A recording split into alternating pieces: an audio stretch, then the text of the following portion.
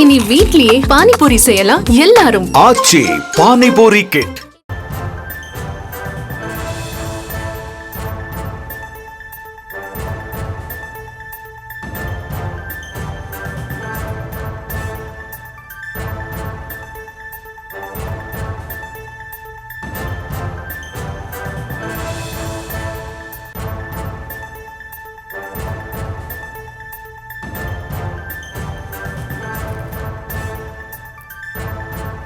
அண்மை செய்தி. கொடநாடு வழக்கு தொடர்பாக சுதாகரன் நீதிமன்றத்தில் ஆஜரானதாக தகவல் கிடைத்திருக்கிறது. விவரங்களை தர இருக்கிறார் செய்தியாளர் அருண். விவரங்களை வழங்கலாம்.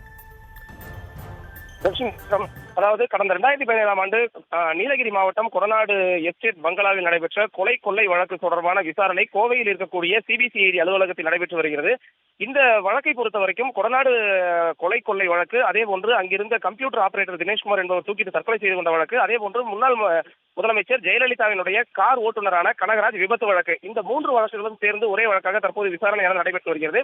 இதுவரை இந்த வழக்கில் சுமார் 600 பேர் விசாரணைக்கு உள்ளாக்கப்பட்டிருக்கிறார்கள். இந்த நிலையில தான் மறைந்த முன்னாள் முதலமைச்சர் ஜெயலலிதாவினுடைய வளர்ப்பு மகனான சுதாகரன் தற்போது ஆஜராகி இருக்கிறார்.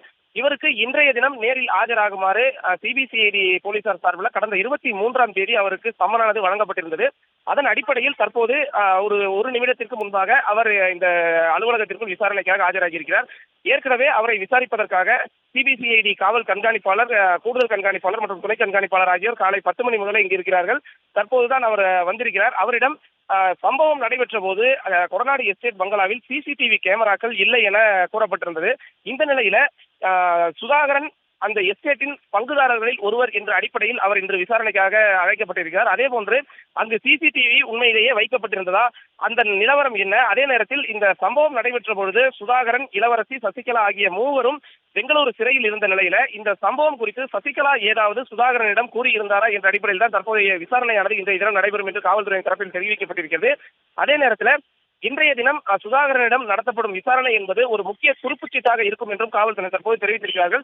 இந்த விசாரணையானது இன்று மாலை வரை நடைபெறும் என்றும் போலீசார் தெரிவித்திருக்கிறார்கள். இனி வீட்லயே பானிபூரி செய்யலாம் எல்லாரும். ஆச்சி பானிபூரி கிட்.